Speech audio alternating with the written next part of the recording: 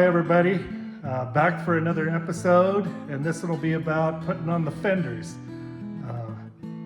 fitting them on and painting and eventually installing them permanently. So this might take maybe a couple episodes to do, probably one to fit and one episode to paint. But we're making progress on it.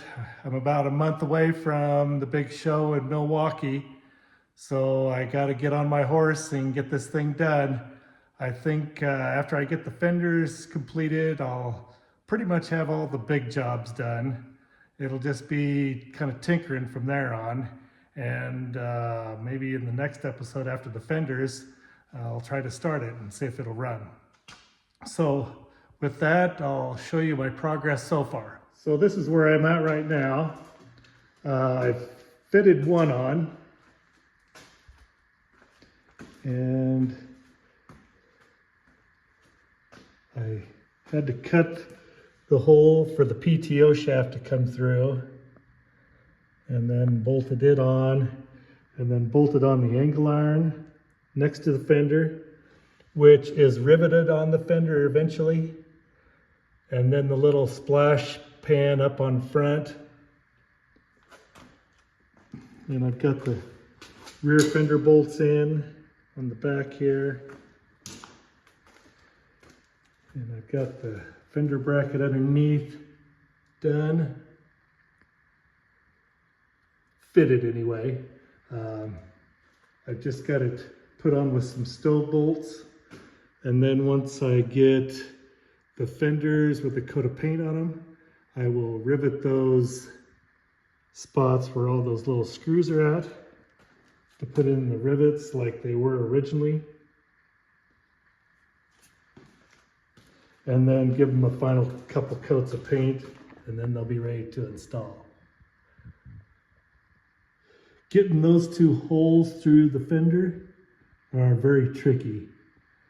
You have to go through the inside fender bracket and then the outside fender bracket and make sure you have the fender lined up to where you want it. So I'll try to walk you through how I did this. It's quite a process, and I'm not saying I know exactly how to do it, but this is my best guess at doing it. So on this side, on the right hand side, I will set the fender on and then get these bolts in here first so that it's flush to the bottom of the fender, and then these holes in here will be drilled and put a little stove bolt through up here into the fender, so I get the orientation of the bottom edge of the fender flush with the bottom of this angle iron that goes across here all the way, and then flush underneath this rear bracket. The first thing I do is I mount the top bracket on and make sure it is level across here, and also level with the other side of the fender and straight with that other bracket over there. So if you eye across it, like right there, you can see that I'm straight with the other side, and that's where my fender will sit down on right there. And I want to bend these so they're straight and true, and that gives me the best chance of having a good job on fitting on the fenders. And this is a little tricky through here. I found that if I raise this outside little angle iron up as high as I can, so I can get this piece underneath the cast bracket and on top of the angle iron, just enough down through there, so I have just a little bit of clearance, and then that's about where I want to drill my hole right here. So that holds my lower angle support. So I've got that drilled, and I'm ready to put a stove bolt in it. As you can see, my fenders the brackets are pretty straight with each other going across. And I'll start at the back here. and put those, snug those bolts in right there on the back of the fender, and then I'll move ahead to work on the angle iron underneath there. Before I set it on, I'm trying to get the outside arc the same as the inside arc for the most part, so the edges don't flare up. And I got this nifty little tool that I borrowed from another fella.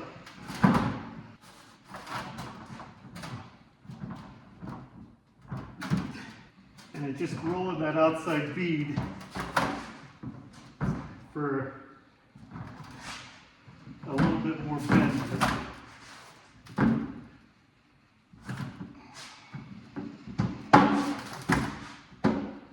It's got 2 rollers on one side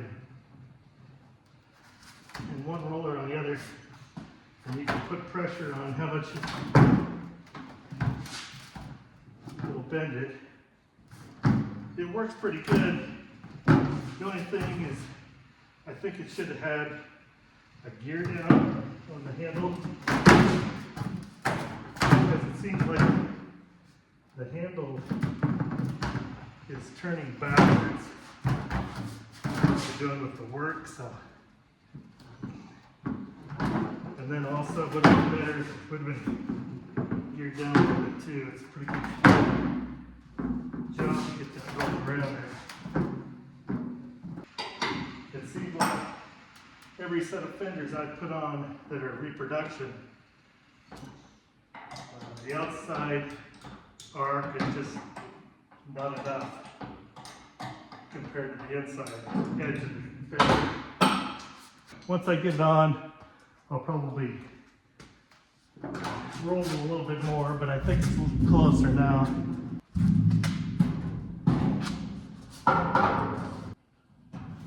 And it also is nice to have some of these C-clamps. Make sure you get push clear in, and the bottom edge along here flush with the bottom.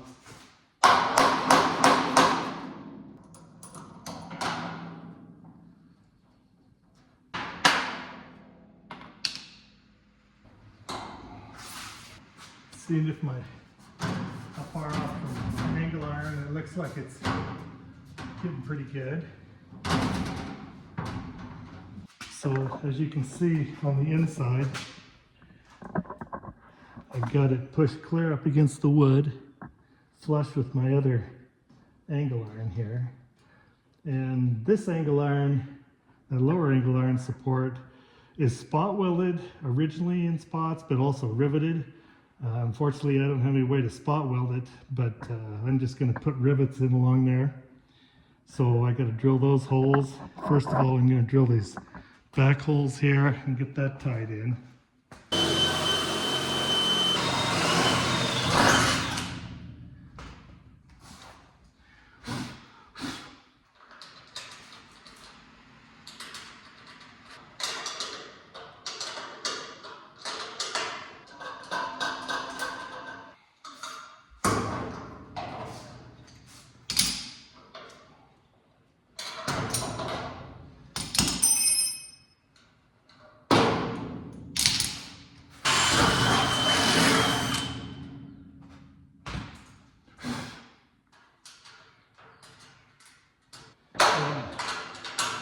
I also took the wheel off to see if that makes it easier to do it. I think it does. The only thing is that you can't really tell the curvature of the wheel if you got about the same gap all the way along. I didn't end up with the same gap over there on the other side. I probably had like 7.5 inches from the edge of the fender to the wheel, and then it was like 8 up here, and to the very front it was like 8.5. But it seemed like that's where the fender kind of wanted to set as far as the angle irons and the fender brackets there on the transmission case. So they didn't end up exactly the same all the way across from the wheel, but it was close. I think I'm just a touch high here, but I think I will try to put these in right here, this front bracket.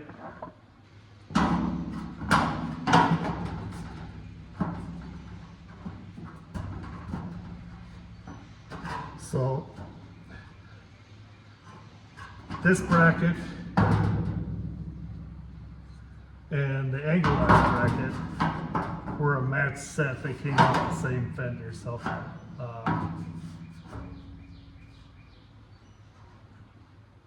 the holes in angle iron should be the same as the holes in here. So I think I'll just drill those through.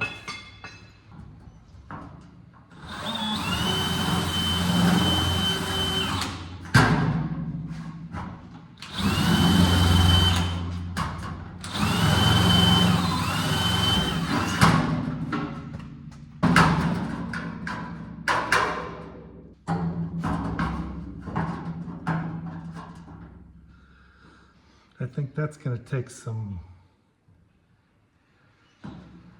bending on that piece. It should be right up underneath that lower rib right there.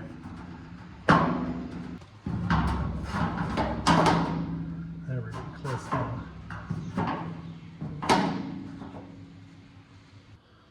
Too close.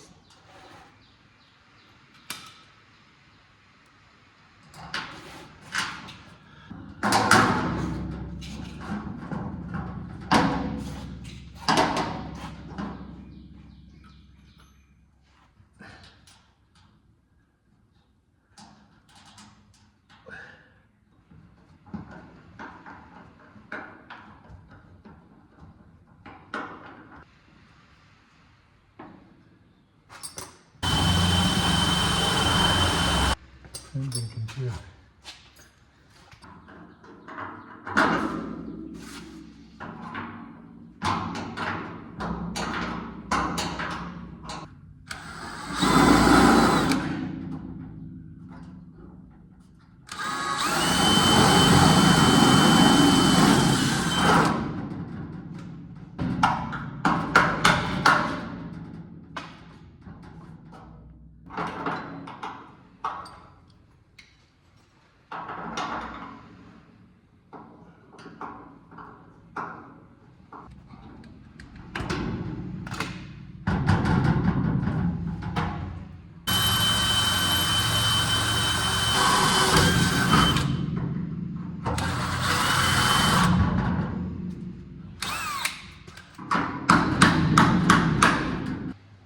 I think we're just about the right height here now.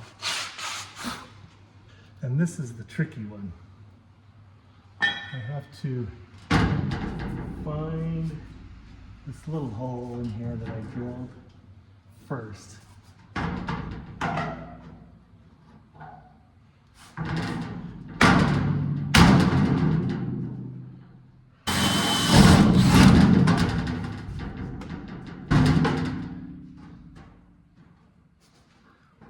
I got it. It's always a tricky one to get there. And not much room to get in there.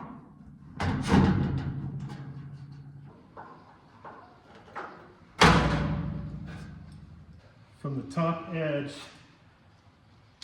along the circumference, that hole is 6.5 inches from the outside edge. So if I get a mark on there and then lift it up,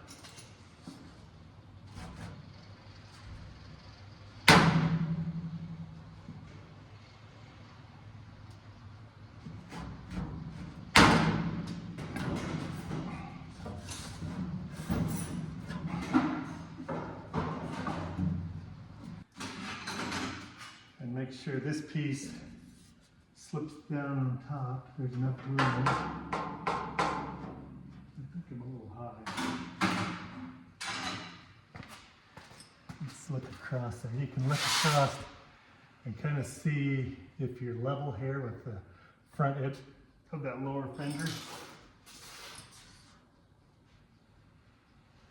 I think it might be just a touch hot. Okay, my front splash can just go in there. And I look down along here and it looks like I'm pretty level. I should be close.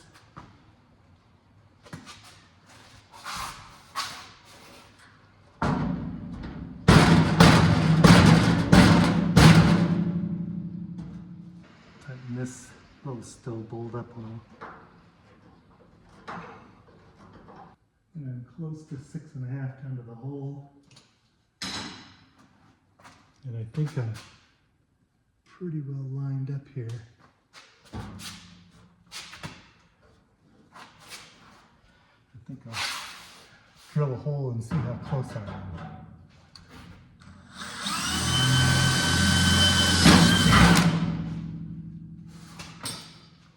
Right in the center of this inside bracket, I'm a little low on the inside, but it's going to have to lift up.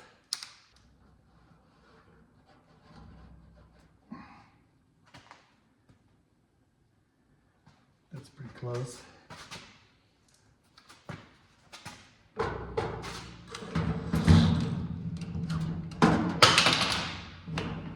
No, that didn't stand very long, did it? Okay. I think that's pretty close.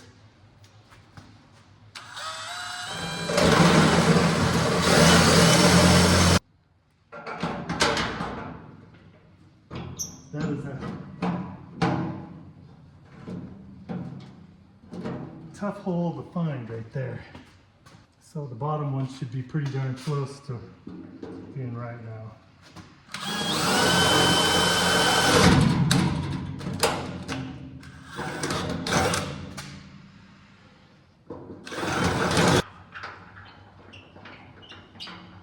Now it's pretty well centered and attached. I just have to drill these holes in up here.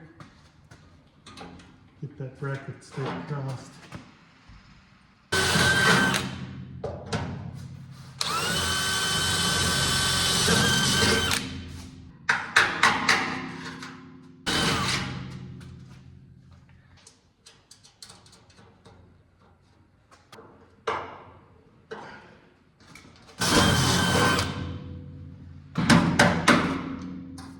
When I get the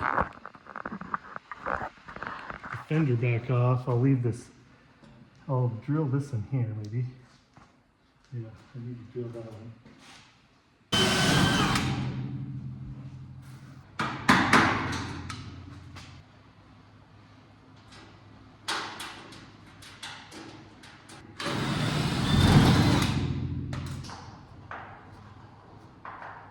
There, that's all closed up pretty nice. Flush on the lower edge here. And all I got left is to drill these holes through here and put a few bolts in to hold it until I get the riveter. And then I'll show you what the shaper does on the outside here. If you don't have a way to shape that fender, this outside edge will flare up. See, it's 2 bearings and then a ribbed wheel on the crank.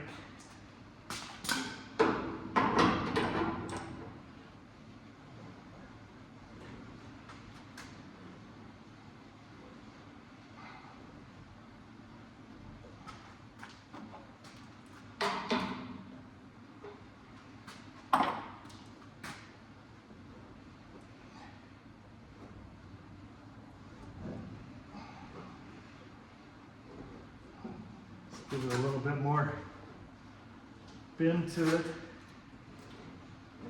One last time across.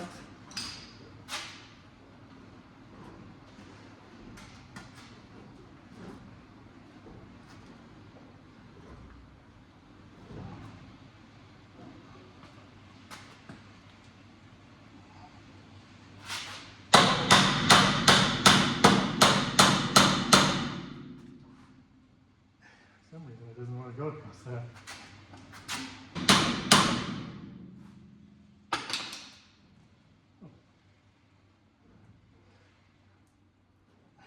So that keeps the edges of your fenders down, along with your bracket underneath there. So yeah, that shape's pretty nice now. And I think I'm ready to clean up the fenders and start prepping for paint. So here I've got the pieces lined up to paint. Those are the splash pans that go between the fenders and the transmission case. And then the fenders, I gave them a light sandblasting to get most of the rust off. And now I've got them on my sawhorses that hold them while I paint them.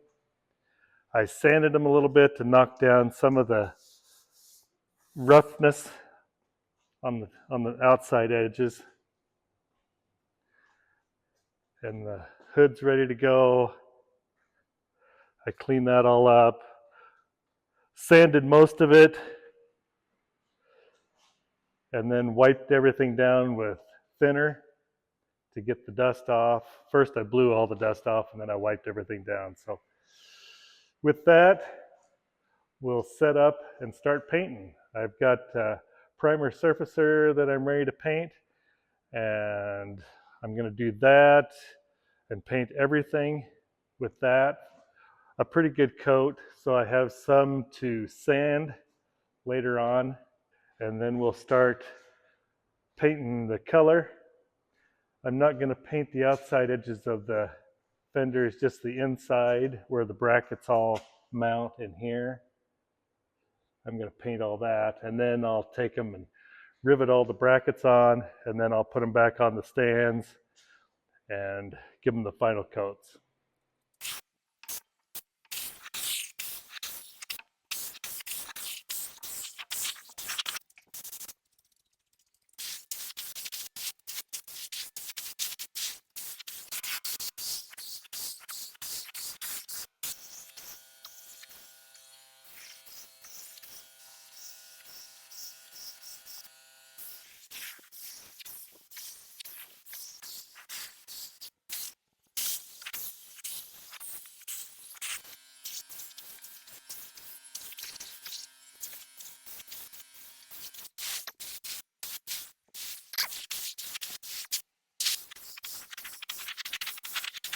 So that's it for the primer surfacer, and I put on probably 3 coats on the surfaces that I want really nice and glossy. I'll sand those down a little bit with fine sandpaper before I put on the final coat.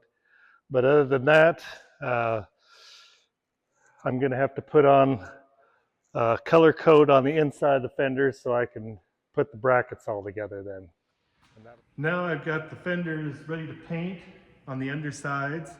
I've lightly sanded underneath there and got everything nice and smooth. I think I used 300 grit sandpaper, and I'm gonna now paint the undersides where all the brackets go, and the underside of the hood and the splash guards. I'm gonna get those on the back side so I can lay those down when I do the final coat, and the backside will all be done. So here we go.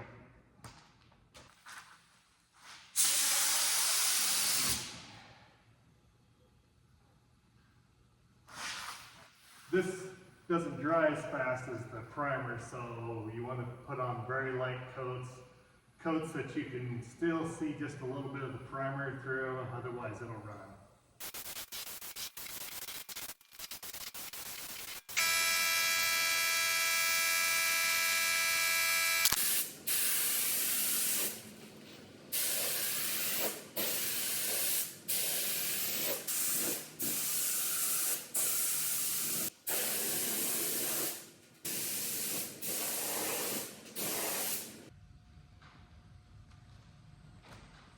Okay, we better let that dry a little bit and come back and maybe put one more coat on. Well, today I'm riveting the brackets onto the fenders. This one's I've got done already. That's the underside. And then along the lower seam there. Most of the way there it was spot welded originally, but I can't do that, so I put in some extra rivets. It also had rivets in it too. So that's the bottom side, and then this is the top. I used sickle suction rivets, and to make it look more authentic, I grind a little bit of the top of the rivet off before I put it in so that they flatten out a little bit more. And that's almost identical to what it was originally. And then on the inside,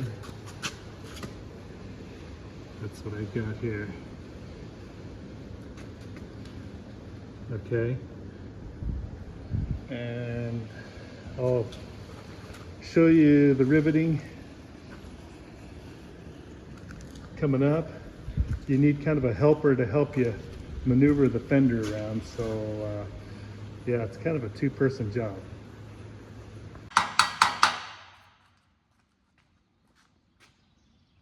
Now move it over. Up.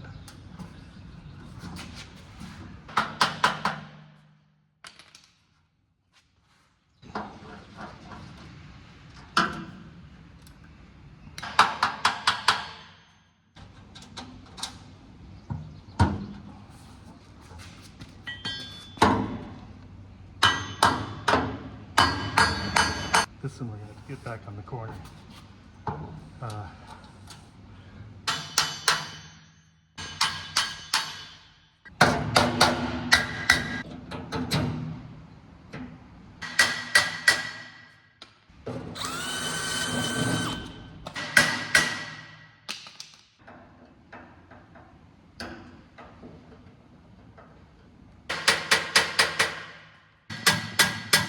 So here's the other finished fender and the lower seam. So now I'm going to lightly sand the primer on the outside part of the fender, and then I'm going to hit it with the enamel with some hardener. And then it'll all be painted nice, riveted together, and it won't rust in behind the fender brackets this way. It'll all be covered with primer and paint behind all those brackets.